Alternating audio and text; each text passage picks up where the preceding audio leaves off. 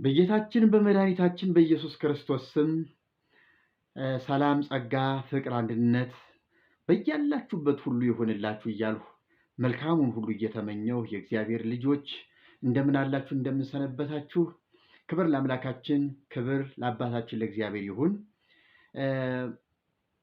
እንግዲህ ባለፉት ሳምንታት ወቅታዊ በሆኑ ጉዳዮች ዙሪያ አንዳንድ መልእክቶችን ሳስተላልፍ ቆይቻለሁ።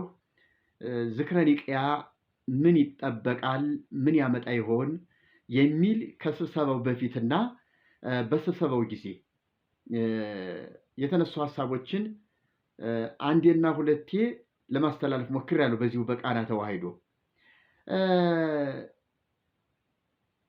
ይህንን ዝክረ ኒቅያ የመክፈቻ ንግግርን አስመልክቶ እንደገና የብፁዕ አቡነ ገብርኤልን ስብከትም አስመልክቶ በርካታ የቲክቶክ ሰዎች፣ ሊቃውንት የተባሉ ሰዎች በተጋበዙበት መድረክ ጳጳሳት ሳይቀሩ በጣም ተቃውመዋል፣ በጣም ሰድበዋቸዋል፣ በጣም ነቅፈዋቸዋል፣ አውግዘዋቸዋል። እንዲያውም ከግቢያቸው ከማረፊያ ቤታቸው እንዳይወጡ እንዳይላወሱ ሲኖዶስ ወሰነባቸው። የእሳቸው ነገር አከተማ፣ በቃ አይቀጡ ቅጣት ተቀጡ፣ ተዋረዱ፣ ሰይጣን ልጋጋም ምናምን። በጣም አሁን ከምስሉ ላይ የማሳያችሁ አንዳንድ ከዚያው ከፎቶቸው ላይ ያስቀመጡትን ጸያፍ ንግግር ሁሉ ላሳያችሁ ይችላለሁ። እንደገና የሰበኩት ስብከትስ እውነት ያን ያህል ያናግራል ወይ? ያስመሰግናቸዋል። እግዚአብሔር ደግ አባት አስነሳልን፣ አይን ገላጭ አባት፣ መንገድ የሚጠቁም አባት፣ መንገድ መሪ አባት፣ አሻጋሪ አባት አስነሳልን። እግዚአብሔር ይመስገን። አባቶቻችን ሁሉ ደቀ መዛሙርቶቼ፣ የኮሌጅ ተማሪዎች ሁሉ እሳቸውን ሊከተሉ አርአያና ምሳሌ አድርገው በቃ እንደሳቸው ሊሆኑ ይገባቸዋል መባል ሲገባው ያን ያህል ጸያፍና አስነዋሪ ንግግር፣ እነሱ ከሃዲ ሆነው እሳቸውን መናፍቅ ማለት የሚያሳፍር ነገር ነበርና ያን ሁሉ አስመልክቼ የተናገርኩት ነገር አለ። ዛሬም ከዚያ አልወጣም። እንዲሁም እነ ብፁዕ አቡነ እንድርያስ ሊቀ ሊቃውንት ናቸው። የሰሜን ጎንደር ሀገረ ስብከት ሊቀ ጳጳስ ሆነው ረጅም ጊዜ አገልግለዋል። የቅዱስ ጳውሎስ ከፍተኛ መንፈሳዊ ኮሌጅ የበላይ ጠባቂ ሆነው አገልግለዋል። አሁን ደግሞ የሊቃውንት ጉባኤ የበላይ ጠባቂ ሆነዋል። የሊቃውንት ጉባኤ የበላይ ጠባቂ ዝክረ ኒቅያ በተባለው ትልቅ መድረክም ደግሞ አንዱ መግለጫ የሰጡ፣ ምክርና መመሪያ የሰጡ፣ ማስጠንቀቂያ የሰጡ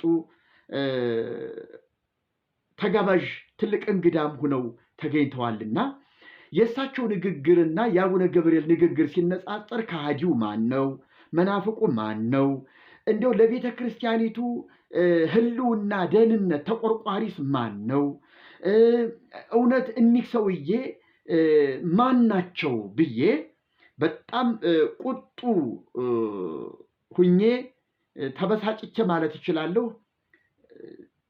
ለቤተ ክርስቲያን አባትነት የማይመጥኑና የማይበቁ እንደሆኑ በሰሜን ጎንደር ሀገረ ስብከት ጳጳስ በነበሩበት ጊዜ ብፁዕ ወቅዱስ አቡነ ጳውሎስ ፓትርያርክ በነበሩበት ጊዜ እሳቸው በሰሜን ጎንደር ሀገረ ስብከት በዚያው በዋናው ጎንደር ከተማ ማለት ነው ሊቀ ጳጳስ ሆነው ይኖሩ በነበሩ ጊዜ ማለት ነው በጣም የሰሩት አስነዋሪ፣ ዘግናኝ፣ አሳፋሪ ታሪክ ነበረ።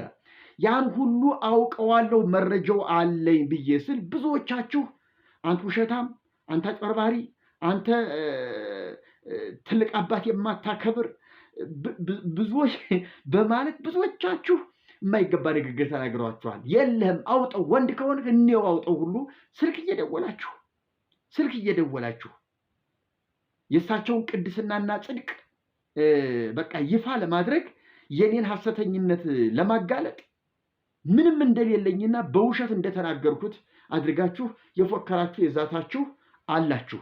እኔ ደግሞ መረጃው አለኝ ብያለሁ። እንግዲህ ዛሬ ጉዱ ይታያል። ስለዚህ ይህን ፕሮግራም የምትከታተሉ ወገኖቼ በመላው ዓለም በመላ ሀገሪቱ በነፍስ ወከፍ ለእያንዳንዱ ኦርቶዶክሳዊ አለሁ አለሁ ለሚለው የተባረኩ ደግ አባት የሚጾሙ የሚጸልዩ እህል በልተው የማያድሩ እንደ መላእክት የሆነ ሕይወት ያላቸው ከእግዚአብሔር ጋር ሲነጋገሩ የሚያድሩ እንደው አልጋ የሚባል የሌላቸው ቁመው የሚያድሩ ብላችሁ የምታወድሷቸው እናንተ ዛሬ የአባታችሁን ማንነት እንድታውቁ ፈልጋለሁ። ምንም ማድረጋችሁ በእውነት ነው የምላችሁ ከ96 እንደዛ ዓመት ጀምሮ እኮ ነው በልቤ አምቄ ይዤ ለቤተ ክርስቲያኔ ስል ለአባቶች ስል ምናልባት አንድ ቀን የወንጌል በር ይከፍታሉ፣ ወንጌል እሰብካለሁ። ስለዚህ ለምን አባቶችን ለምን እንቅፋት ወድባቸዋለሁ እያልኩ አምቄ ለብዙ ዓመታት ይዤው ነበር። እነዚህ አባቶች ግን እጅግ ድንጋይ ብረት እየሆኑ እየጠነከሩ ሄዱ እንጂ ለወንጌል ልብ ያላቸው ሆነው አልተገኙም። ለምሳሌ እኒህ አባት ከተናገሩት አንዳንድ ነገር ላሰማችሁ። ጉባኤው ላይ የተናገሩትን ሙሉ ቃል ይዤዋለሁ። ሌላው አንድ ነገር ልገልጽላችሁ የምፈልገው ፍትሐ ነገሥት መጽሐፍ ላይ አንድ የሚለው ነገር አለ። እስቲ እሱንንም እዚህ ክፍል ላይ ላንብብላችሁና ወደ ቀጣዩ ክፍል ወስዳችኋለሁ።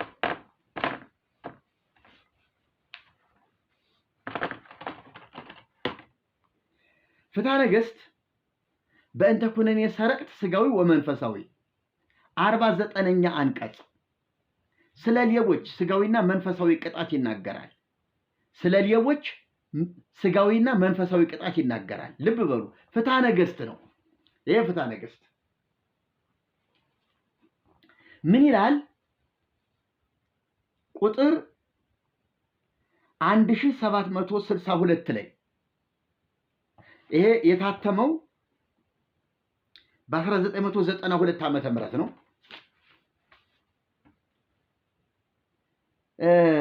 ምን ይላል?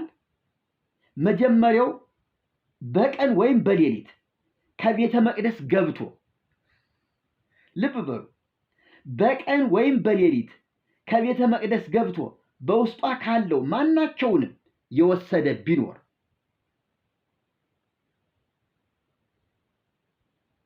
ብፁዕነታቸውን ጠይቁልኝ። ጳጳሳቱ ለምንድን ነው እርምጃ ያልወሰዱት? በብፁዕ አቡነ እንድርያስ እርምጃ ተወስዷል፣ ቅጣት ተሰንዝሯል፣ ፍትሐ ነገሥቱ ተግባራዊ ሆኗል። ለብዙ ነገር ይሄ ፍትሐ ነገሥት መጽሐፍ ይጠቀሳል። አንቀጽ ፍትሐ ነገሥት አንቀጽ እንደዚህ ስለዚህ እንደዚህ ብሏል፣ ስለ ጾም እንደዚህ ብሏል፣ ስለ በዓላት እንደዚህ ብሏል፣ ስለ ሹመት እንደዚህ ብሏል፣ ምን እንደዚህ ብሏል ትሉታላችሁ። ከወንጌል ይልቅ ፍትሐ ነገሥት መመሪያችሁ ነው። ይህ ፍትሐ ነገሥት ታዲያ እንዲህ ብሏል፣ በቀን ወይም በሌሊት ከቤተ መቅደስ ገብቶ በውስጧ ካለው ማናቸውንም የወሰደ ቢኖር በጋለ ብረት ይተኩሱት፣ ከቤተ ክርስቲያንም ባፋ ቢሆን ይግረፉት፣ ራሱንም ላጭተው ይለዩት። አያችሁ ቅጣቱ 3 ቅጣት። አንደኛ በጋለ ብረት ይተኩሱት፣ ሁለተኛ ከቤተ ክርስቲያን ውጭ ይግረፉት፣ ደግሞ ይለዩት። በጋለ ብረት ተተኩስ። ምኑን ነው የሚተኩሱት? እግዚኦ በጋለ ብረት። ይሄ የዚህ የቤተ ክርስቲያኒቱ አረመኔነት ከቤተ መቅደስ ማናቸውንም ዕቃ ማለት ከታቦት ከትልቁ ጀምሮ መስቀል ቢሆን ሌላም ጌጣጌጥ ቢሆን አልባሳት ቢሆን ጽና ቢሆን ምንም ቢሆን ከቤተ መቅደስ ማናቸውንም ነገር የወሰደ የሰረቀ ቢኖር በጋለ ብረት ይተኩሱት። አቡነ እንድርያስ ተተኩሰዋል። ለምንድን ነው ያልተተኮሱት?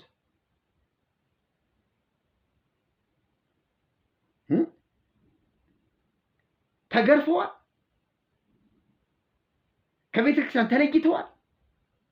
ፍትሐ ነገሥት የሚያገለግለው ለምዕመናን ብቻ ነው። ለጳጳሳት አያገለግልም። ይህንን ቅድሚያ እንድታዩልኝ ፈልጌ ነው ወደዚህ ያመጣሁት። እግዚአብሔር ይባርካችሁ። ቀጥሎ ያለውን እንመልከት። እንግዲህ መደዳ ከዚህ በኋላ ያለውን ፍሬ ሐሳቡን አንድ ባንድ መመልከት እንችላለን።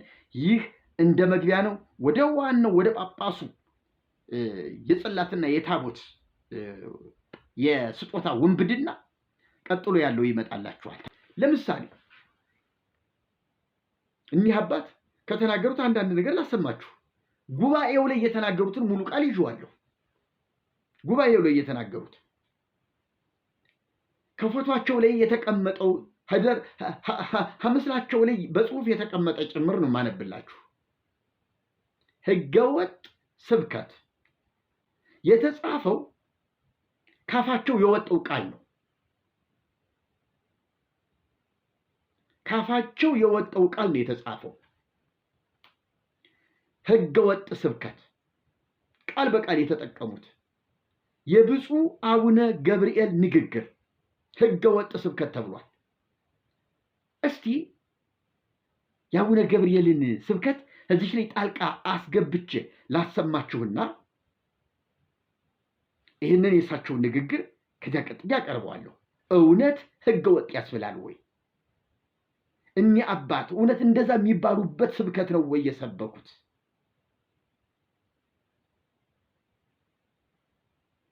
የስቅለት ዕለት መስገዳቸውን ትተው ከቤተ ክርስቲያን ውጭ አዳራሽ ሂደው ሰበኩ ተብለው የተነቀፉበት ስብከት። ለመሆኑ አቡነ እንድርያስ የሚሰግዱበት አቅም አላቸው ወይ?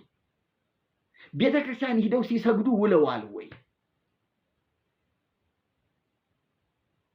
ሲሰግድ የሚውል ሰው ላቡ ጠብር ግፍ ሲል የሚውል ሰው ነው መተቸት ያለበት።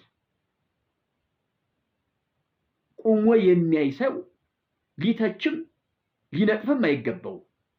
እንዲያውም በዚያ ቀን ዛሬ ጌታ ሞተልህ፣ ዛሬ ለአንተ ጌታ ዋጋ ከፈለልህ፣ ዛሬ ይሄ ቀን ለአንተ የሞት ዕዳ የተፋቀበት የሞት ዕዳ የተደመሰሰበት የዲያብሎስ መንግስት የፈረሰበት ዕለት ነው፣ በዚህ ቀን ደስታ ልታደርግ ይገባሃል እያሉ ወደየቤቱ እየሄዱ እያንኳኩ የምስራች የሚነግሩበት ቀን እንጂ ዝም ብሎ ተሰብስቦ ተፋጦ የሚውሉበት ቀን መሆን አልነበረበትም። ነገር ግን ታላቁ አባት ብፁዕ አቡነ ገብርኤል እግዚአብሔር ይባርካቸው ትልቅ ስም ትልቅ ታሪክ ሰርተዋል። ያንን ስብከት ሰበኩ። ያ ስብከት መናፍቅ አስብሏቸዋል። ህገ ወጥ ስብከት ተብለዋል። ሳይማሩ ማስተማር፣ ሳያስረዱ ማስረዳት ውድቀት ነው ተብለዋል። አያችሁ። እስቲ የአቡነ ገብርኤል ስብከት ይሄ ነው። ፍጡር ቤዛ መሆን አይችልም። ይግባችሁ። ቤዛ ማለት ስለሌላ ተላልፎ መሰጠት ማለት ነው። ነይ ነይ እምዬ ማርያም ቤዛ ነሽ አሉ ለዓለም። እመቤታችን ቤዛ አይደላችም። ቤዛ ልጇ ነው። አትደንግጡ። ቤዛ ልጇ ነው። ነይ ነይ ቤዛ ነሽ አሉ ለዓለም ተብሎ አይሰበክም። ቤዛ ተቀዳሚ ተከታይ የሌለው አንድ የእግዚአብሔር ልጅ ብቻ ነው። ይሄ ነው ጳጳሱ ብፁዕ አቡነ ገብርኤል የሰበኩት። ከዚህ በፊትም ያቀረብኩትን ነው፣ ሌላ አዲስ ነገር አላቀረብኩላችሁም። ግን ለዛሬው ወሳኝ ጉዳዬ እውነተኛ ዳኛ ሆናችሁ መጽሐፍ ቅዱስን የህይወታችሁ መሰረት አድርጋችሁ መመሪያችሁ አድርጋችሁ የሁለቱን አባቶች ንግግር እንድትመረምሩልኝ ነው። እስቲ ወደ ጻፍኩት ጽሁፍ ከመግባቴ በፊት የብፁዕ አቡነ እንድርያስንም ንግግር ከዚሁ ቀጥዬ ላሰማችሁ።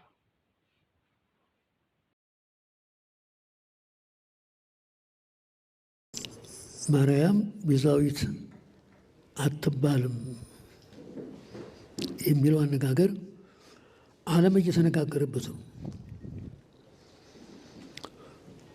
ለምን? ህገ ወጥ ስብከት ነው። መስመር የሌለው በቤተ ክርስቲያን በመላ ኢትዮጵያ ተነግሮ የማይታወቅ ጊዜን ተመልክተው በጊዜ ለመጠቀም የአጋጣሚ ስብከት እንጂ ጉሳተ ልብ ይባላል። ተሰውረ ሲኖር ጊዜ ያገኘን መስሏቸው ጥፋታቸውን ለመግለጥ አድባራት፣ ገዳማት፣ ሕዝብ፣ ሊቃውንት በከፍተኛ ደረጃ ነው የሚነጋገርበት። ስለዚህም በተመለከተ ጥቂት አስታውሳለሁ። ትእዛዙን ለማክበር ነው። የትንስት ስርዓተ ዘአንበሩ አበዊከ አዳምጥ። እኔ ለጉራ አይደለም፣ መጽሐፍ ቅዱስ ነው። የትንስት ስርዓተ ዘአንበሩ አበዊከ አባቶችህ ነቢያት፣ አባቶችህ ሐዋርያት፣ አባቶች ሊቃውንት በየዘመናቸው የተነሳባቸውን ችግር ለማስወገድ ስርዓት አታፍርስ። ስርዓተ ምድር አለ፣ ስርዓተ ሰማይ አለ፣ ስርዓተ ሃይማኖት አለ፣ ስርዓተ ምስጢር አለ። ለከንቱ አይደለም፣ ለውዳሴ ከንቱ አይደለም፣ ስለ እውነት ብቻ ነው። ስርዓት ከተቃወሰ ምስጢር ይባክናል። ከሃይማኖት ውጭ የሆኑ ሰዎች ይደሰታሉ። በሀገር ጥፋት፣ በትምህርት መለወጥ ጸጥታ ይደፈርሳሉ። የእኛ ስኗችን ለምንድን ነው? ማንን ልናገለግል ነው? አጀንዳውን ስሰማው እያለው ግሩም ግሩም የሆኑ ቃላት አሉ፣ አወዛጋቢም አሉ።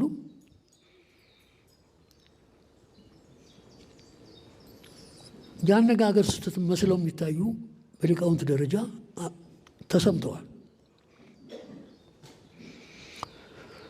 ሳይረዱ ማስረዳት፣ ሳይማሩ ማስተማር ውድቀት ነው።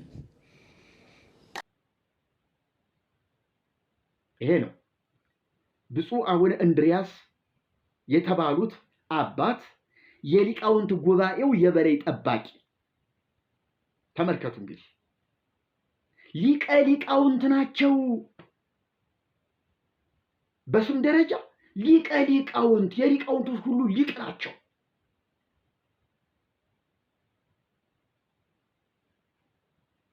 እንግዲህ ያሉትን ሰምታችኋል።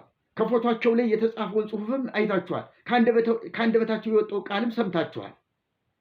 እኔ ከዚያ ላይ አንድ ባንድ እያወጣሁ አንዳንድ ነገሮችን ልጠቁማችሁ። ሳይረዱ ማስረዳት፣ ሳይማሩ ማስተማር ውድቀት ነው። እውነት የአቡነ ገብርኤል ስብከት፣ የአቡነ ገብርኤል ማስረዳት ያልተማረ ሰው ንግግር ነው። የማያውቅ ሰው ንግግር ነው። እንዴት ሊሆን ይችላል? እንዴት ሊሆን ይችላል? ምን አይነት አንደበት ነው?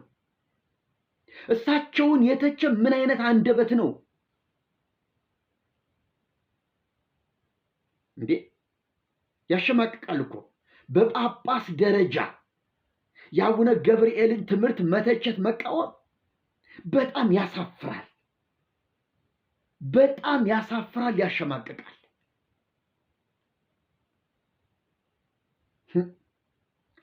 ማርያም ቤዛዊት አትባልም የሚለው አነጋገር ዓለም እየተነጋገረበት ነው። ለምን? ህገወጥ ስብከት ነው። ይገርማል። ዓለም እየተነጋገረበት ነው አሉ። ደግሞ ወሰዱት ወደ ዓለም እየተነጋገረበት ነው። 7ቱ አህጉራት ዓለማት እየተነጋገሩበት ነው። እንዲህ ተባለ እኮ፣ ቤዛዊት ዓለም አትባልም ተባለ እኮ፣ ነውር ነው እንዲህ አይባልም እያለ ዓለም ተነጋገረበት። ኧረ እንዲህ አይባልም አባታችን ብሎ እንዲሁ ቆንጠጥ የሚያደርጋቸው ጠፋ። እንደዚያ ላይ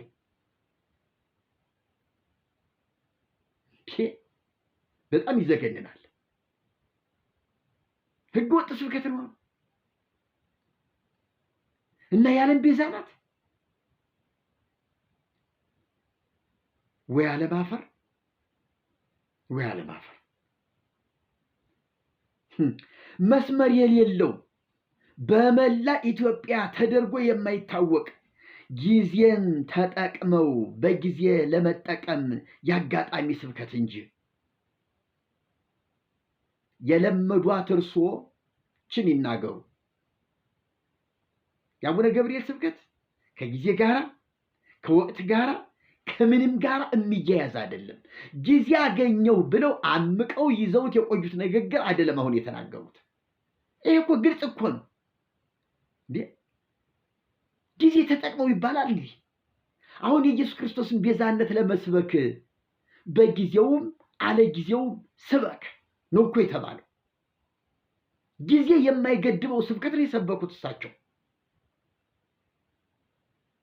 አሁን እውነት ለመናገር እንዲህ አይነት ንግግር ፖለቲካ የበላችሁ፣ ፖለቲካ ያሽመደመዳችሁ፣ ፖለቲካ ሽባ ያደረጋችሁ እናንተ ናችሁ። አወጣዋለሁ። አሁን እንግዲህ ቀጥሎ ጉዶት ሊቀርብ ነው። የፖለቲካ ጉዳይ እንነጋገር ከተባለ እርሱ በኢህአዴግ ጊዜ ምንድን ነው ሲያደርጉ የነበሩት? በአቡነ ጳውሎስ ጊዜ ምንድን ነው ሲያደርጉ የነበሩት? ጉድ ፈላ፣ ጉድ ፈላ።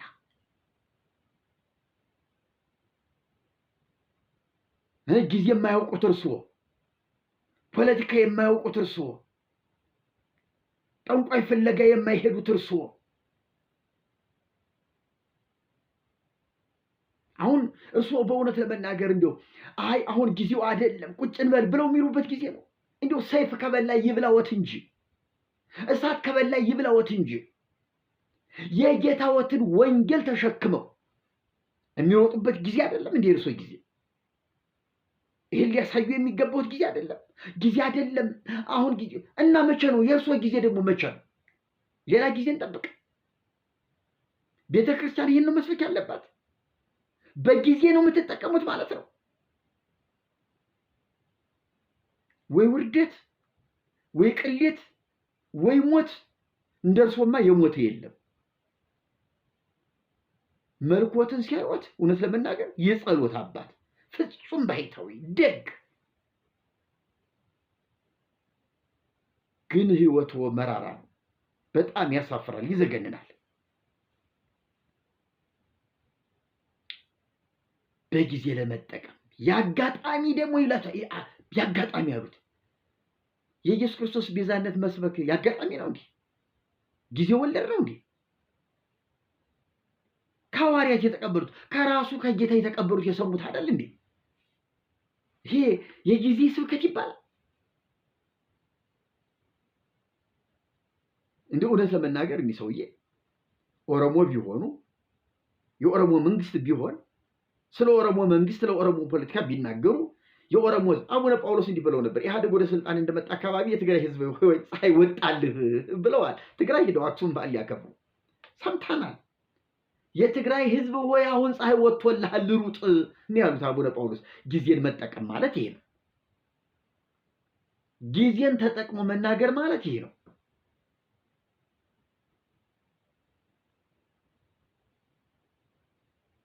ታዲያ እርሶትን የሾሙት ይህን ሲናገሩ ሰው የት ነበሩ? ጊዜን በመጠቀም እችን ጊዜ ለምን አለፏት? አሁን የአቡነ ገብርኤል ስብከት እውነት ከብልጽግና ጋር ይያያዛል፣ ከዘመኑ ስልጣን ጋር ይያያዛል። ምን ማለት ሆነ? እንዴት ተጣሞ ገባበት? እያስቡ አይናገሩ።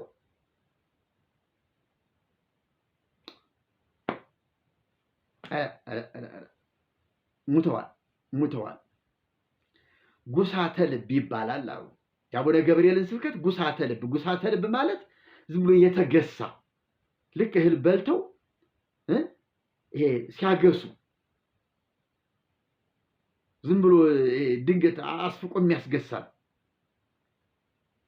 እንደዚህ አይነት ነው። በእቅድ በጥናት አይደለም አሉ። ደግሞ እንደገና ጊዜን ተጠቅመው ካሉ እኮ ሰውየው አስልተው አጥንተው አስበው በቃ ይሄንን መናገር አለብኝ ብለው በጥናት ተመስርተው የሄዱ ሰው ናቸው ማለት ነው። እንደገና ደግሞ ጉሳተ ልብ ይላሉ። ልብ ወለድ ያደረጉት እኮ እንደገና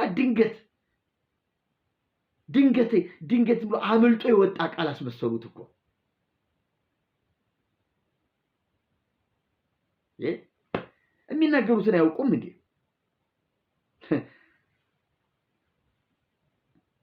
ተሰውረው ሲሆን ጊዜ ያገኘን መስሏቸው ጥፋታቸውን ለመግለጥ ነው። ጊዜ ያገኘን መስሏቸው ጥፋታቸውን ለመግለጥ በቃ ጊዜ ሲገኝ ጥፋተኝነትን እንደፈለገ መግለጥ ይቻላል ማለት ነው። ጥፋት በአደባባይ ይሆናል ማለት ነው። ምን አባት አመጣለህ፣ ይሄው አጠፋው፣ ይሄው አበላሸው ማለት ይቻላል ማለት ነው። ይሄ እኮ የእርስዎ ጭንቅላት ያጠነው፣ እርስዎ ሊያደርጉት የሚፈልጉት፣ እርስዎ የሚመኙት የሚናፍቁት እኮ ነው። እያወሩት ያሉት እኮ ይህንን ነው። እኔ እኮ ዘረኝነት ቢያጠቃኝ ኑሮ ጎንደሬ ነኝ፣ የእርስዎ ሀገር ሰው ነኝ። ግን በጌታዬ ዳግም የተወለድሁ ከነገድ ከቋንቋ የተዋጀሁ እግዚአብሔር ከጎንደሬነት ከአማራነት ዋጅቶ ፍጹም ልጁ ሰማያዊ ያደረገኝ ሰው ስለሆነ አማራ ወንድሜ ነው፣ ኦሮሞ ወንድሜ ነው፣ ትግራይ ወንድሜ ነው፣ የትኛውም ብሔረሰብ ወንድሜ ነው። በጌታ የሆነ ሁሉ ወንድሜ ነው።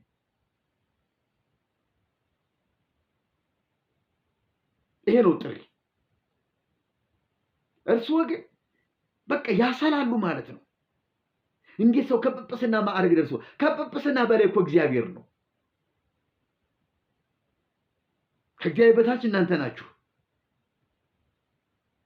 በገዛ ደግሞ የዋጃትን የእግዚአብሔርን ቤተክርስቲያን የምትጠብቁ የተባላችሁ እናንተ ናችሁ። የተሰጣችሁ ኃላፊነት እስቲ ተመልከቱት። ታዲያ ደሙ ነው እየሰበካችሁ ያላችሁት። በደሙ የተዋጀች ቤተክርስቲያን ደሙ ነው የሚሰበካት እንጂ አሁን የማርያም ቤዛነት ነው የሚሰበካት? ምን አገናኛቸው? ከየት መጣ ይሄ የማርያም ቤዛነት? በገዛ ደግሞ የዋጃት የእግዚአብሔር ቤተክርስቲያን ከተባለች እኮ የእግዚአብሔር ቤተክርስቲያን ከሆነች እኮ ለቤተክርስቲያኑ እግዚአብሔር ነው የሚሰበከው፣ ደሙ ነው የሚሰበክላት። ሌላ ምን ሊሰበክላት ትፈልጋላችሁ? ዓለም እየተነጋገረበት ነው። በጣም ትልቅ ስህተት ነው፣ ውድቀት ነው። እንደርሶ የማይወደቀ የለም፣ እንደርሶ የተዋረደ የለም። ያሳፍራል፣ ያሳፍራል።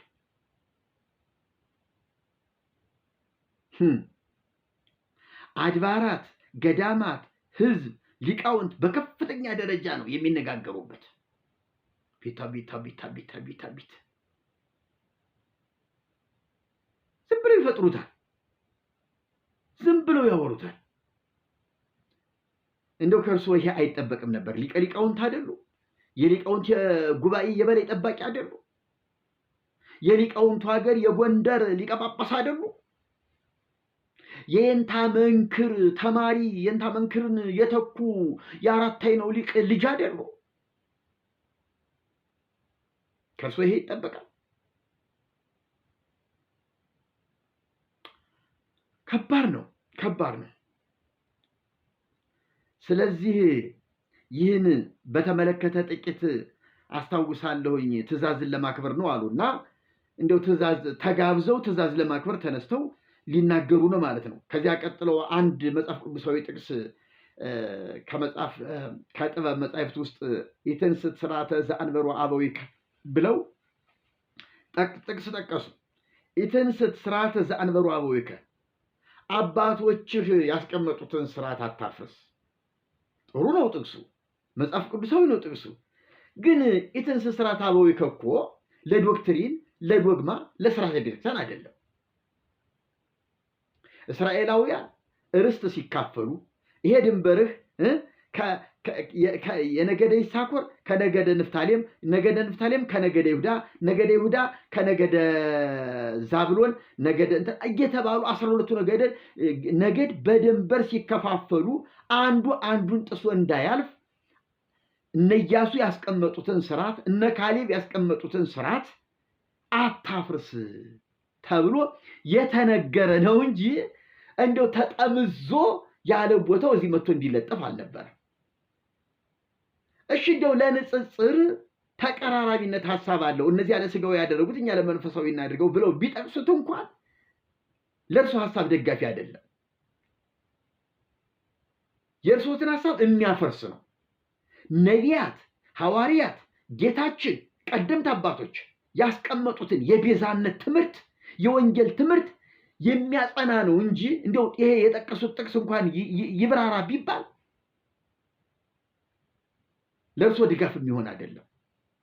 ስለዚህ የራስዎትን ጭንቅላት የሚያፈርስ ነው የጠቀሱት ጥቅስ እና በጣም ያሳፍራል፣ ያሳዝናል። እና እርሶ አዳምጡ።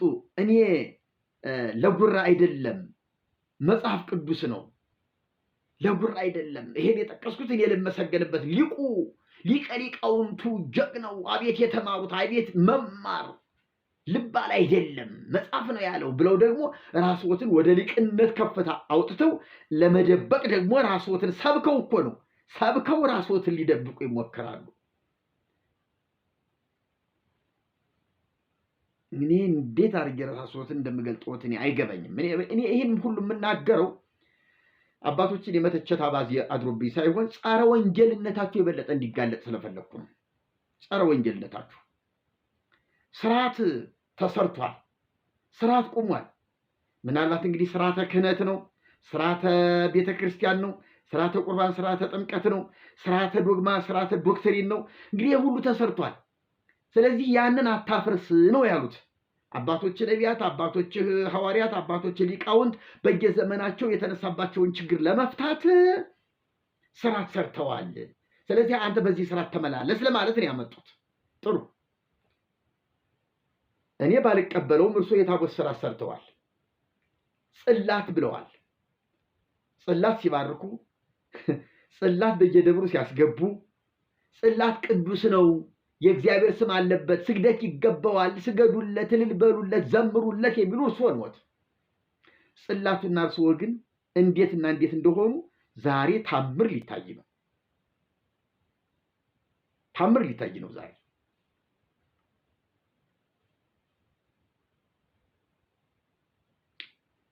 ስርዓተ ምድር አለ፣ ስርዓተ ሰማይ አለ። ጥሩ ነው፣ የእሱ ዲስኩር ነው። ስርዓተ ሃይማኖት አለ፣ ስርዓተ ምስጢር አለ።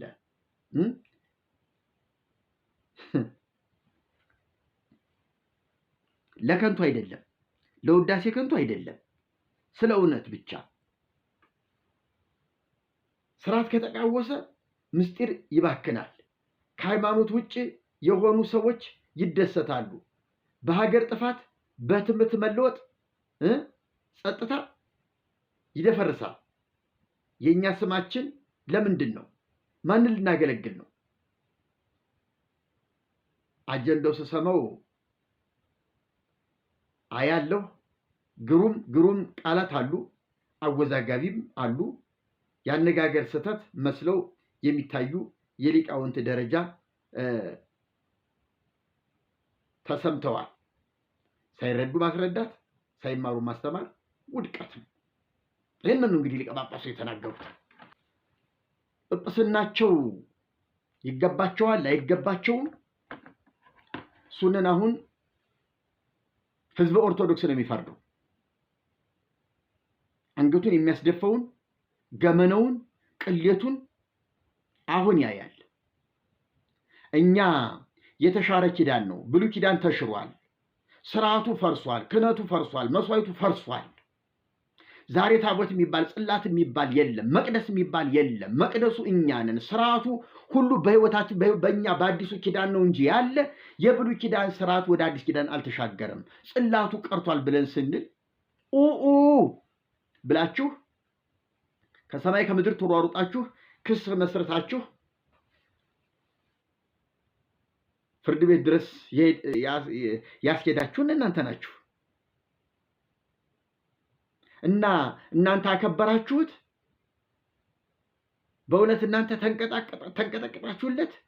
እኛ ስንናገረው ነው ኃጢአት፣ እናንተ ስታረክሱት ስትረግጡት ለማንም እንደው እንደዚህ እንደምንድን ነው እንደ ስጦታ እንደ በዓል ስጦታ እንደው ለሙስሊም ጽላት ለሙስሊም እንካ ተብሎ አንድ እኮ አይደለም 15 ጽላት እንካ ሲባል አያሳፍርም? አይዘገንንም?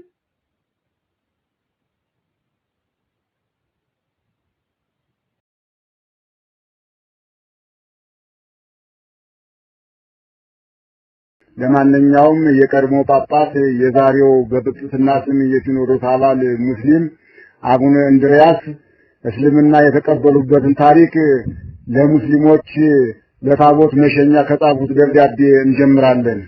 ደብዳቤው እንዲህ ይነበባል።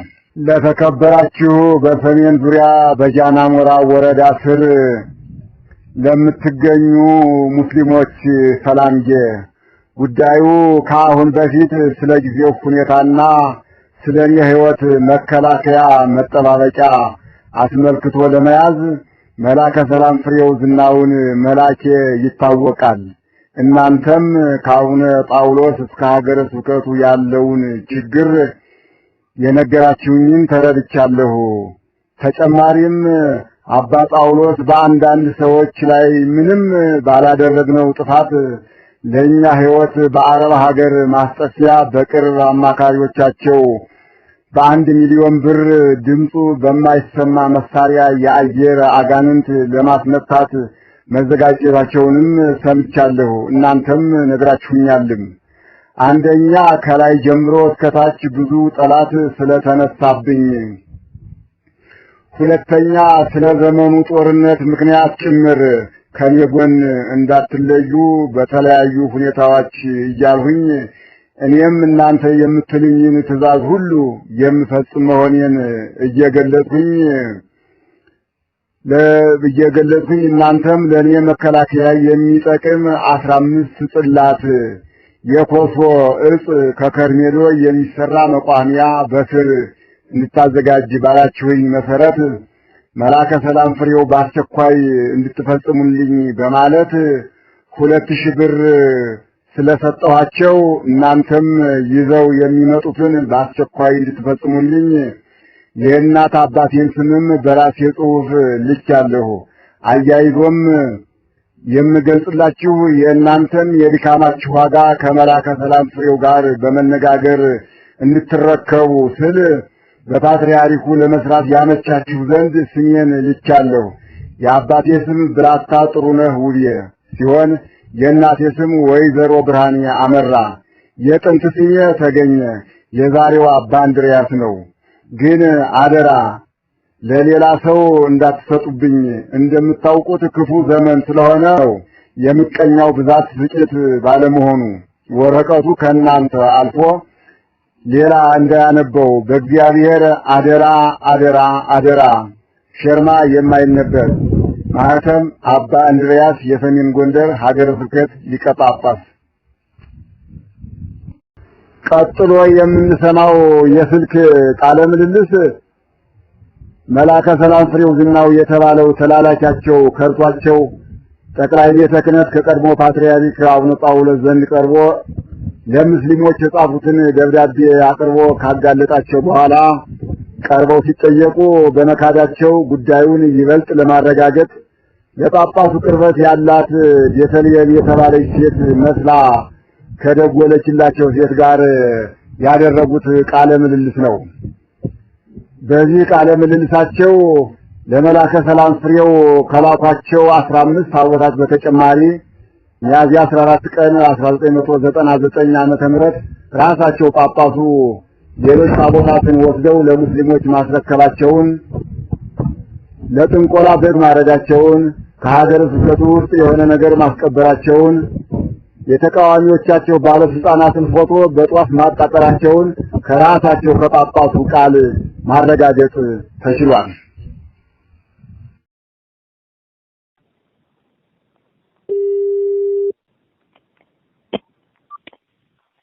ሄሎ አባታችን ደህና አደሩ? ያርሙስከት ተደባርቅ ነው የምደውልልዎት። ደህና ሰነበቱ? ያርሙስ ማልበል የአባ ፍኖተ ሰላም ልጅ ነኝ። ቤተልሔም ነሽ? አዎ ቤተልሔም። ደህና ነው? ያርሙስ ነው ደህና ነሽ? ከገጠር ወጥቼ ነበረ ከመላከ ሰላም ፍሬው ጋር ተጣልተው የሚባል ወሬ ሰምቼ በጣም አዘንኩኝ። ፍሬው ጋራ ተጣልተው የሚባል ወሬ ሰምቼ እኔማ መቼ ተጣላው? እሱ ከዳኝ እንጂ እናቴ። እሱ ከዳውታው አሁን ያው ከቅዱስ አባታችን ጋር አጣልፎኝ። በጣም የሚገርም ነው። ከእንግዲህ ማለሱ አንድ ሚስጥርም አይወጣም ወይ ምስጢር? ኧረ እንደው ከባድ ነው። በሩቅም አይነበር። በጣም በጣም በጣም የሚከብድ ነው። በቀደም እኮ ለአባታችንም እኮ ነግሬያቸዋለሁ። አዎ ነግረውኝ እና በጣም እያዘንኩ አሁን እሱ እዚህ ገብቶ ስሜን ሁሉ አጥቁሮ እንዲያው የማይገባ ከሙስሊሞቹ ሁሉ ህድብዬ እንደላኩት እሱን ሁሉ ተናገረ። አዎ እኛ በቃ ለሙስሊሞቹ ያኔ እንትን ሲሄዱ ያገኘሁትን ልጅ ሂዶ እንዲነግራቸው ነው የምናደርግ። ሚያዝያ 14 ቀን ጽላት ታቦትን ይዛችሁ ስትሄዱ ደባርቅ ያገኘሁትን ልጅ ወደ እስላሞች ልከን ሰው ወደ እነሱ እንኳን ቢላክ ምንም ነገር አናውቅም እንዲሉ ነው የምናደርግ። አይዞን እንግዲያስ ትልቅ ነገር ነው። አሁን እሱም እየታደለ ነው።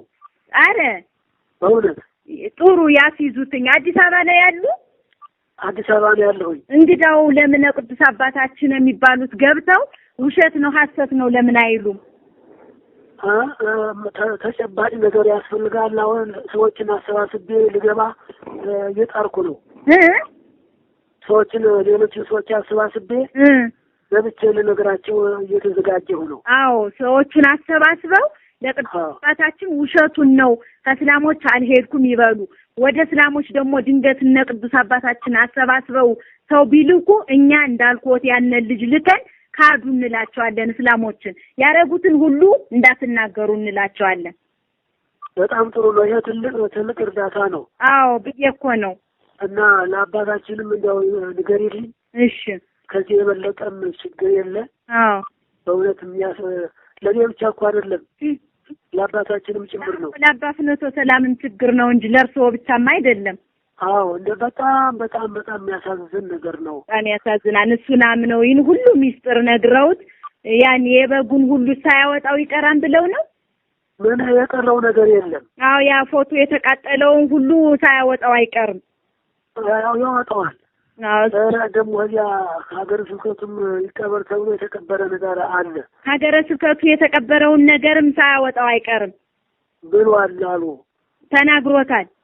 አዎ እና እንግዲህ ባጭሩ ይበቃናል። አይተለስ እሺ በቃ ሁሉንም ለነዛም እኛ እንልካለን እንዳያወጡ። አይዞት እርስዎ አዲስ አበባ ከሆኑ ገብተው ይንገሯቸው ውሸቱ ይበሉ። ነግራቸዋለሁ። እሺ አባታችን። እሺ እናቴ እንዳው ከበድ አድርገው ይንገሩልኝ በጸሎት እንዳይረሱኝ ነው። በጣም ነው ያዘን።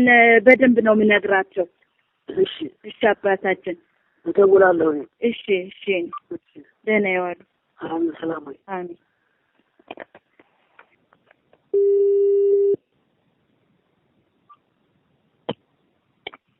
ሄሎ አባታችን ደህና ረፈዱ? ያርምስ ቤተልሔም ነኝ። ደህና ቆይሽ። ነገሩ ሊያሳርፈን አልቻለም። እርብሽ ነው ያደረገን አባታችን። ኧረ ምንም አይደለም፣ አይዞሽ እኔ ያለሁ አይደለም። አዎ አባታችን ገብቻ ሳናግራቸው ዘመድ አለን አዲስ አበባ ዘመድ አለን። የኛ አዲስ አበባ ቅርብ ዘመድ አለን የእናንተ። አዎ እና እሱ ፈልጎ አንድ ነገር እንዲያደርገው እንንገረው ከሆነማ ወየው አይደል? አዎ እሺ እርስዎ ዘንድ ይጣጣሩ። ከዚህ የበለጠ ሞት የለ።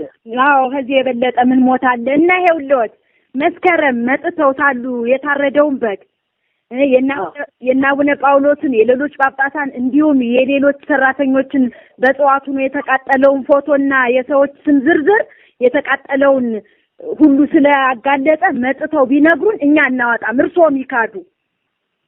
ታውቀዋለሁ። አዎ ሌላው ደግሞ ስለ መንግስት ጦርነት ስለ ኢህአዲግ መውደቅ የተነጋገራችሁትን ፖሊስ መጥቶ ቢመረምረን እሱንም እንክዳለን።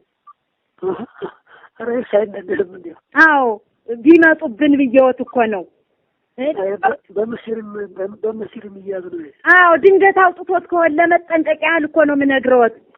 ነው ይገባኛል። እሱማ አስወርቷል ሲባል ሰምቻለሁ። አዎ ሌላው ስለ ጽላቶች ታቦቶች ላይ የተደረገው አናውቅም ነው የሚባል። እሱንም አሁን ሁሉ እየጻፍኩ ነው። እሱ አዎ እየጻፍኩ ነውና አሁን የነገርሽኝ ሰው ካለ በትክክል ሰው ካለ አዎ ጥሩ ነው በእውነት። እሱንማ በቃ አሁን እኛ ደውለን ልንነግረው ነው። ይኸውልሽ እንደሰማሁት ከሆነ አሁን እዚህ ውስጥ ነበረን የመጣ ሲባል ሰምቶ ሀገር ጠፍቷል፣ ከተማ ውስጥ ተደብቋል። ለቆ አዲስ አበባ ለቆ ጠፍቶ ይሆን? አለቀቀም። እዚህ ውስጥ ነው ያለው። አዲስ አበባ ውስጥ አዎ በቃ አዲስ አበባ ውስጥ ከሆነማ የኛን ወንድም ምን ነግረዋለን በደንብ እንዲያፈላልግ። ቀራኒዮ የሚባል ቦታ አለ። በዚያ ግድም ነው አለ የሚባለው። ቀራኒዮ? አዎ በዚያ ግድም ነው አለ የሚባለው። እሺ። እና ከ200 ያህል ሰው እንደ ጻፈ ተናግሯል አሉ። 200 ሰው አስገብቼ ጽፌያለሁ ብሏል አሉ።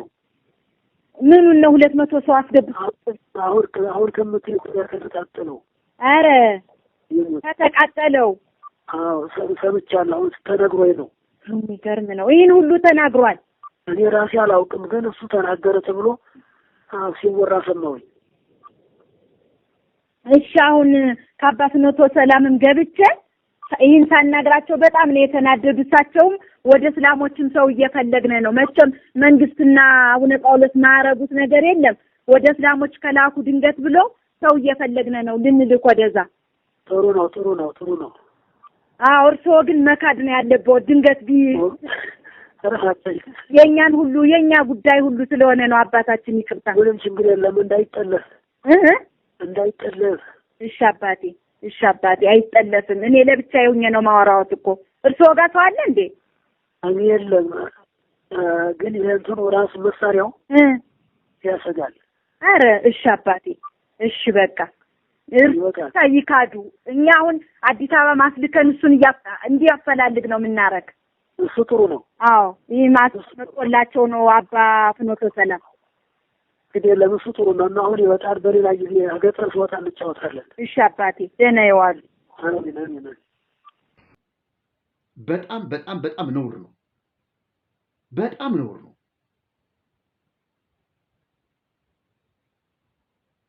እንግዲህ ወገኖቼ እንደሰማችሁት ነው። እንደሰማችሁት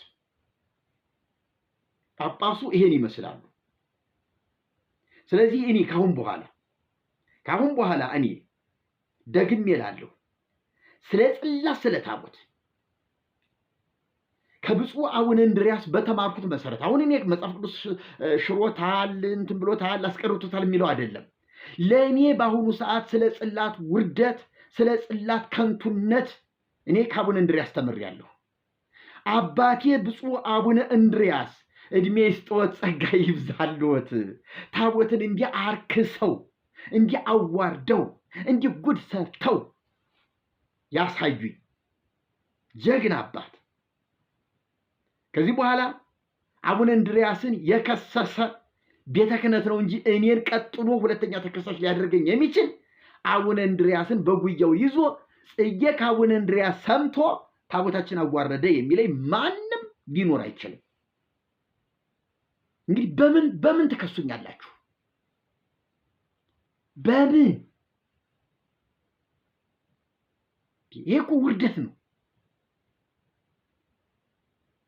ሰብሰብ ብላችሁ ሄዱና እንዲሁ አባታችን ውሸት ነው እንዳይባል እንዲሁ የራሱ ድምፅ ያቺ ራሷ ድምፆት ያቺ ራሷ ድምፆት አለች። ማስተባበል አይቻልም። እንዲሁ ታዲያ ምን ነክቶት ነው? እንዲሁ ምን አፍዞት ምን አደዝዞት ነው በቤተ ክርስቲያኒቱ ላይ ይሄን ጉድ ይሄን ገመና ያመጡብን ብላችሁ ጠይቋቸው።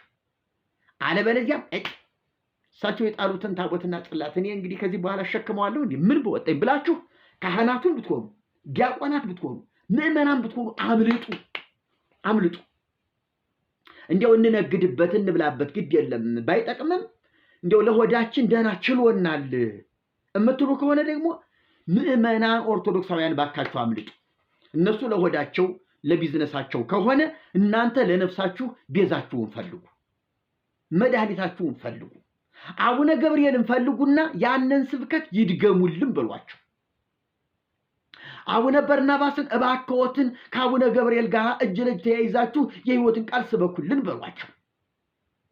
ሌሎችም እንደዚህ አይነት ሰባኪያን ከመጡላችሁ እሰየው፣ እግዚአብሔር ይባርካቸው፣ በርቱልን በሏቸው። አንዳንድ ሰባኪዎች እኮ ህዝቡን እየፈሩ ነው። ምን አገባኝ እኔ ትንሽ ወጣ ያለ ነገር የተናገርኩ እንደሆነ ህዝቡ ለምን ብሎ ነው ጳጳሱ ነው የሚመጣብኝ፣ ህዝቡ አስተዳዳሪ ሆኖ ነው የሚመጣብኝ። ታዲያ ምን ላድርግ? ህዝቡ አልሰማም ካለኝ እኔ ምን ላድርግ ብሎ ሰባኪው ራሱን እየደበቀ ነው። እባካችሁ ምዕመናን ወንጌል ነው መስማት የምንፈልገው ብላችሁ በሉ። ወንጌልን መስማት እንፈልጋለን። በቃን። የታቦትን ጉዳይ ከእናንተ አይተናል። ስታዋርዱት፣ ጉድ ስትሰሩት አይተናል። ስትቀልዱበት አይተናል። ለድግምት ስታውሉት አይተናል። በቃ የታቦት ጉዳይ ካሁን በኋላ ብላችሁ የታቦትን ጉዳይ እርግፍ አድርጋችሁ ተውና ኢየሱስን ፈልጉ። ይሄንን ነው የምመክራችሁ። እግዚአብሔር ይባርካችሁ። ተባረኩልኝ። ጸጋውን ያብዛላችሁ። እኔ ምንም ማድረግ አልችልም። ይሄን ያህል ዓመት መደበቂያ በቂ ነው። ሊያስመሰግነኝ ይገባል። ጽጌ ጥፋት የለበትም ብላችሁ እንድታደንቁኝ ይፈልጋለሁ። እኔ ምንም አላልኩ። ነገር ግን ወንጌል እንዳንሰብክ ታቦታችን ተናቀ፣ ታቦታችን ይቃጠላሉ፣ ታቦታችንን እዚያ መስቀል አደባባይ ይከመር፣ 4 ኪሎ ይከመራሉ፣ ምንም አይጠቅምም አሉ፣ ይያዙልን፣ ይታሰሩልን ያላችሁ ሰዎች ይኸው እኔ አልሸጥኩም። እኔ ለሙስሊም ጭራሽ ለጠንቋይ ማስደገሚያ አልሰጠሁም፣ አላደርገውም። ጳጳሱ ካደረጉት ግን ምን ትላላችሁ? ስለዚህ እኔን የመቃወም እኔን የመጣላታውን ሞራልም ብቃትም ያንሳችኋል። አርፋችሁ ቁጭ በሉ። ለሚጠይቀኝ ሁሉ ይሄን መረጃ ሰጠዋለሁ፣ ቪዲዮውን እልክለታለሁ። ተባረኩልኝ። ከዚሁ ውሰዱት። ከዚሁ ተለቀቀው ላይ መውሰድ ትችላላችሁ።